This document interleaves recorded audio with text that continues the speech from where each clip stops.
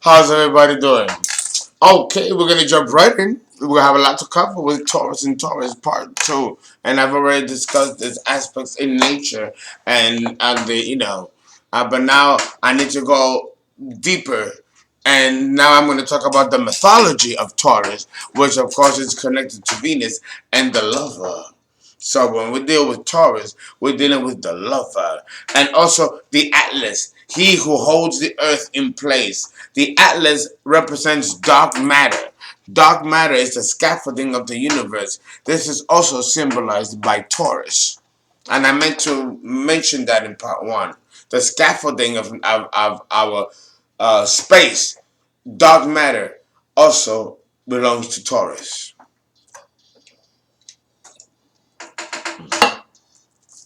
So, without further ado, the part one was more about the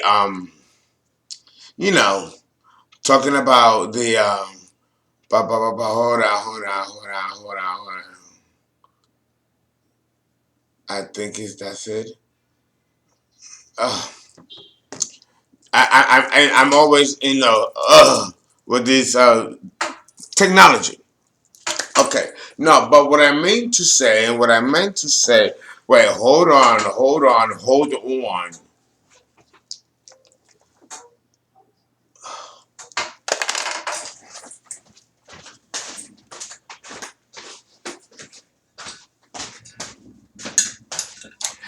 It is past 12, so it's okay. You gotta do it right. You gotta do it right. You know. Yeah, Then go to the gym and work out and burn the calories from the alcohol, but not much.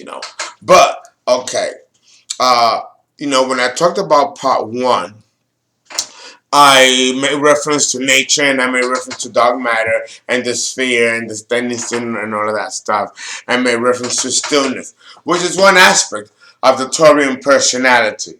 The other aspect deals with the day-to-day operations of the sign. I went deep philosophy on you in part one. In part two, I want to bring it more to the day-to-day vicissitudes of life that all of us have to deal with, and how do we cope with this? Because not every Taurian on the planet is reliving its mythology of its nature. These are just backdrop information. We still have to figure out the outward expression of the personality and what makes it tick and move the way it does. And for that, we are going to have to go into the mythology of Taurus. Okay? And you have to understand that the mythology of Taurus, the archetype, is the lover. Okay? So when you have Taurus and Taurus, you have two lovers coming together. Now understand that the opposite polarity of Taurus is Scorpio. So these two people could have met and have been lovers in other lifetimes. And whatever took place that didn't allow them to be together. The Titanic. The movie with Leonardo DiCaprio. A picture of him, right, in the Titanic, and that girl. I forgot the name of the actress that played, the girl, that survived, the one with the what is the blue sapphire diamond, in the movie. Picture them being both Tauruses. They declare their love for each other. But the one who dies is, Jack. I think it was Jack, played by Leonardo DiCaprio. You see him, with the hand that he drowns, that he falls into the depths of the ocean. It was a sad movie. I cried myself too. I'm a Virgo with a Taurus decan. So, I have a Taurian in me. So I feel like, it was sad. But she survived. So imagine, this happened in the 1800s, right? When the Titanic sunk. So let's push it back 100 years later. And now we got two people that cannot live without each other, cannot stop touching and feeling each other. That could be the, Jack and that girl from the Titanic reincarnating and reuniting because one died before the other and they didn't declare their love. They died young, tragically. So now they're meeting again in this new life in order to make it happen before they experience that cataclysm that ended their lives. It's a lovely story, but you'd be surprised. You'd be surprised how true things. I take it from a shaman and an astrologer. These things happen all the time, and there are movies and shows written about it right under your face, and you would never know. But these principles are true. So if you're involved with a Taurus, understand that this could be a very strong connection to past life. You died tragically, or she died tragically. Remember, the opposite of Taurus is Scorpio. Don't you think that the Titanic, which is a true story, that was a Scorpio situation? My God. These people froze to death. They drowned. I'm in the middle of the Arctic Ocean. There was no way these people were going to live. They were destined to die. And there was a full moon in Scorpio and the year and day that the Titanic hit that iceberg. Research it. The full moon was in Scorpio and a lot of people died on that ship. Famous people, wealthy people, the Guggenheims were on that ship and they died.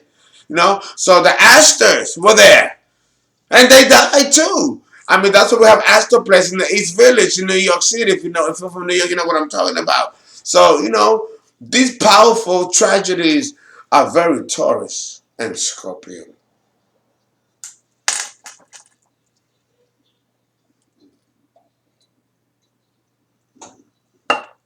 So when you meet someone that's a Taurian like you, what does that mean? What does that mean? Again, mythology. Scorpio, which is the opposite of Taurus, has a lot to do with the daily functions of the Taurian. Okay? And it's always inner motivated. One would even say selfishly motivated. And that can be true with Taurus, both the evolved and the unevolved type. So, in a romantic situation, what can go wrong? Because when two Taurians meet, it does become an issue of romance. It does become an issue of affection, of touching the emotions deeply. Taurus and Taurus compatibility is very sweet. It is very stable and sensual. You know, they like each other and they love each other. They appreciate each other as individual people. Emotional security, you have to understand, is just as important to Taurus as it is to Cancer. And the moon is exalted in Taurus.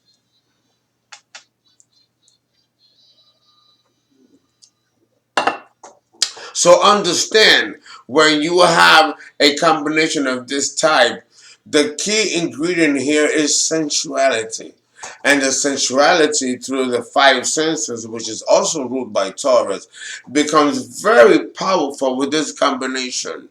The sense impressions will be that of physical and external attraction in order to keep the engine of Taurus going. Remember, the opposite is Scorpio, which is the sex sign. So understand that there's always going to be an underlying premise behind every contact with a Taurian or Taurian and anybody else for that matter, that has a sensual, sexual nature. So then that becomes permeated into the personality and the expression of the ego. So understand that when these signs get together, there isn't going to be much that's going to rock the boat with these two. Either Taurus is going to rock or he's not going to rock at all. And it really doesn't matter whether it is the same sign combination. Okay? See, And herein lies the potential problem, with this relationship. Yes, it is passionate and it is driven by, shared desire for the good life and the stability and working as a team. Like I mentioned in part one, each partner is going to be highly faithful and highly loyal and committed. These are the trademarks of Taurus, But when these two get together as a rock solid structure, in the relationship, they can become so set in stone in their own routine and in their own belief system that they build together that they leave no room for anything else to enter. And that's when the beginnings of catatonia sets in. It happens very subtly and very insidiously, because once you have everything together, and you have money and food and you sexually satisfy each other in a sensual way, there is no other agenda. It's almost like you're reaching a plateau. There is no need for improvement. So then you stay stuck in a bubble. Because remember, Taurus doesn't like change and doesn't move towards change. So then this can present a potential problem for this combination, because then painful experiences have to occur in order to break them apart or to stretch things out a little bit, because everything in life is about experience. We're not here to be happy, we're here to experience. I mean, that is really the occult truth behind the mystery of life. We're not here to experience happiness, but to experience a certain level of relativity through our experiences. The important thing is to not to get attached to an experience. Go through it, but don't get attached to it and don't let it affect you. Be neutral. This is how you transcend the great illusion, this hologram that we all live in. And believe it or not, Taurus represents that principle as well.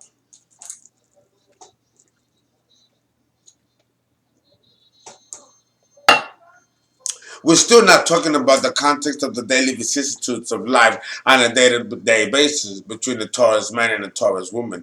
What is that like? And what does that say about how these people are going to survive each other just on the day-to-day bullshit that everybody, including us, have to go through? Turning out the garbage, washing the dishes, washing the car, having the money for the kids' tuition, and having the money for the soccer team and the uniform, and all the daily vicissitudes that we all have to deal with, which is so pertinent and important to Taurus, Virgo, and Capricorn. How does that look like? And how does this combination deal with the daily vicissitudes of life that all of us have to deal with? And how does conflict, when it arises, how is it dealt? What are the tools? What is the conflict resolution? And what is the foreseeing nature of this relationship concerning moving forward and overcoming personal obstacles and those of the outside or external world? Because with Taurian, understand that the basic thing to remember is that they want to be left alone.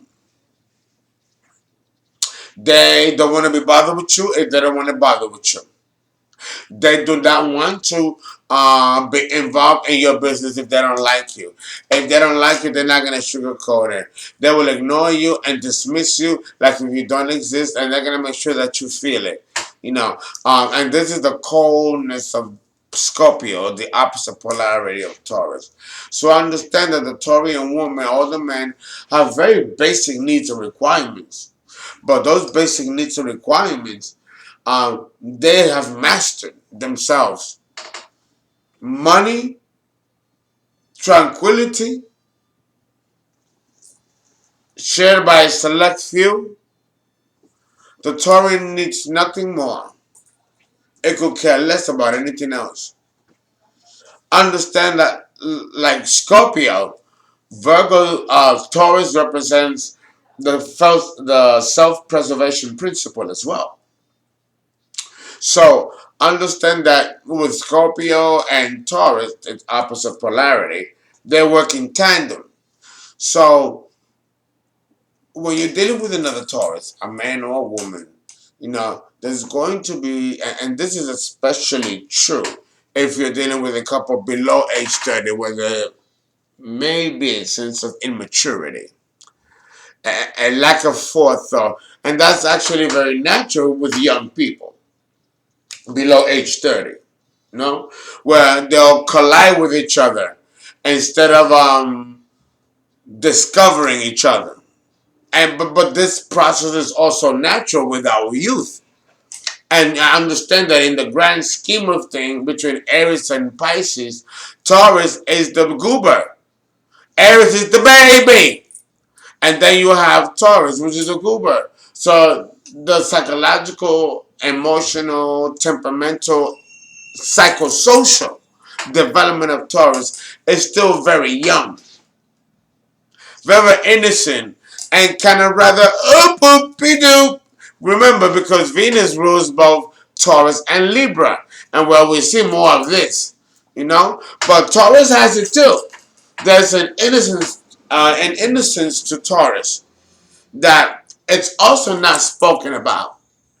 The Taurian girl can be just as much a maiden as the actual maiden herself, which is symbolized by Virgo. So understand that these signs can be very intertwined, and they can all confer the same thing or the same approach, the same mode of expression. Okay, here, the well, I don't know if I should talk about marriage now or postpone it and then talk about this. I think I'm going to postpone the marriage thing before I talk about this. Um, I want to talk about the courtship stage because this bears mentioning. Now, the courtship stage of this type of romance between a Taurus man and a Taurus woman, it can be long and drawn out because Taurus takes quite a while to work out whether someone else is worth bothering with or not. They take their time. They move slowly and methodically. And that can really stretch out the courtship game. I mean, really stretch it out. So, in a situation like that, what will make them act this way, both man and woman? It will be fear. I mentioned in part one that fear is a great motivator for Taurus.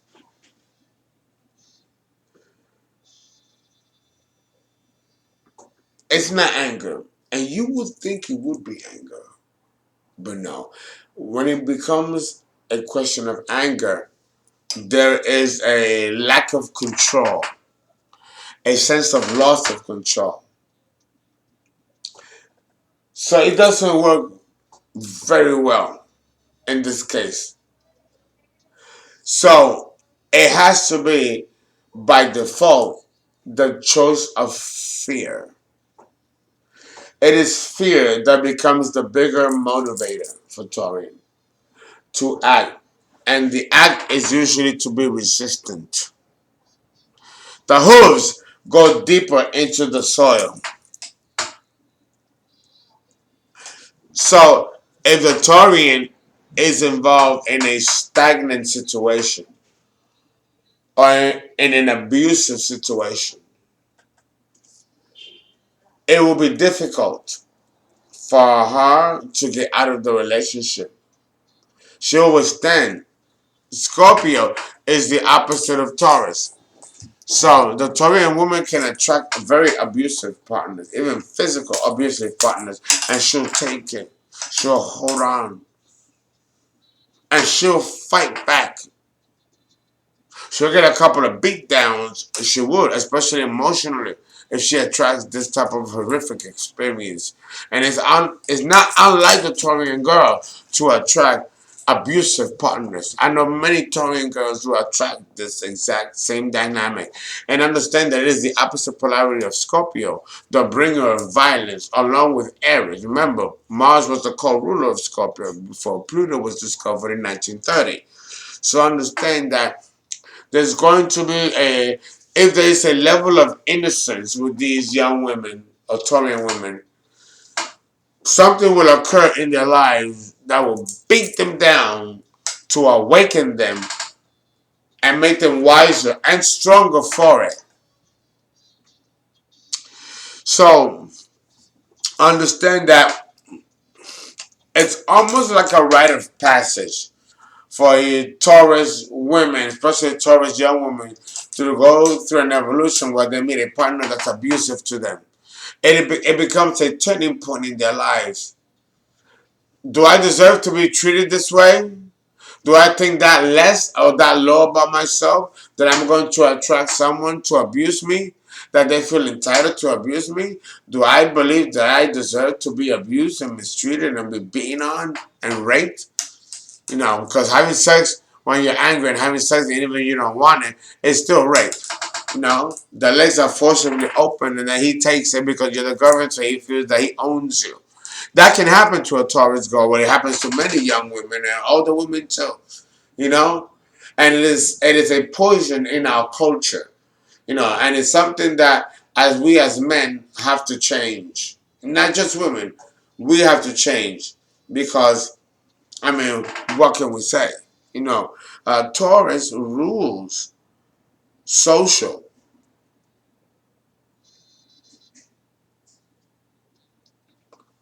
Okay, Taurus rules society.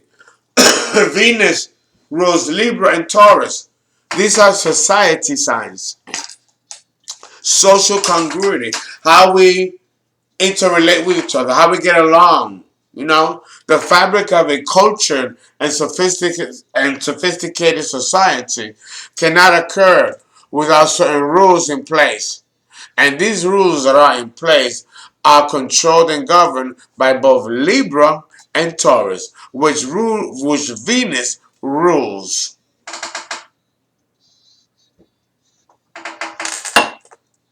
Okay? So, having said that, again, what does a mundane life look like? You know?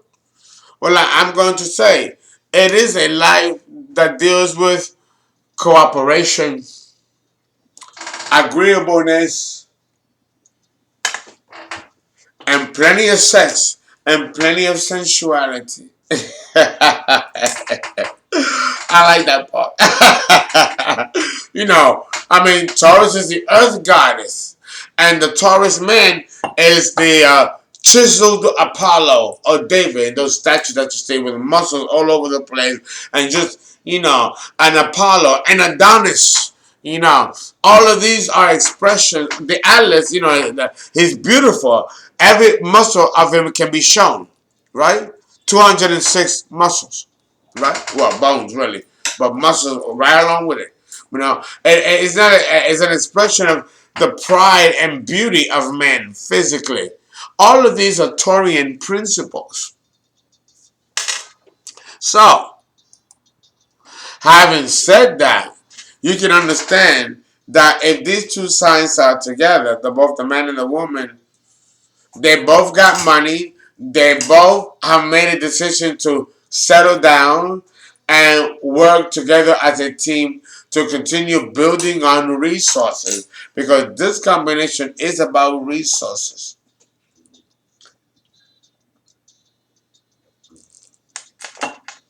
Oh, it's wonderful. Oh, I love it. And these people love to travel. They love to throw parties and have social gatherings. And when the money is good, and with this combination, the money is always good. So they're going to have the best of the things out, the best china, the best crystals, the best drinks, the best anything and everything that the earth has to offer. And that's a beautiful thing. That's a beautiful thing. I have a Taurus that can. So I love and enjoy these pleasures myself. And I feel entitled to have them. Why not? Why not? As long as you give as well, and there's an equal exchange of giving and taking, everybody, wins. It's all good, like they say in the hood. It's all good. So this combination is one of my favorite combinations because this can be a pillar that can also do a lot of charitable works, a lot of philanthropical work. When they transcend their own needs and wants, they give to society. And we're done with this combination.